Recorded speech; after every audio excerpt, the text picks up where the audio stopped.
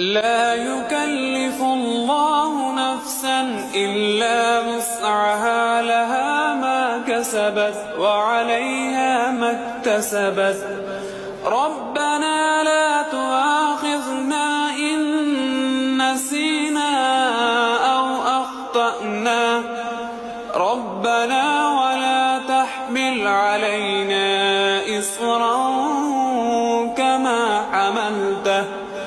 كما حملته على الذين من قبلنا، ربنا ولا تحملنا ما لا طاقة لنا به، واعف عنا واغفر لنا وارحمنا، أنت مولانا فانصرنا على القوم الكافرين.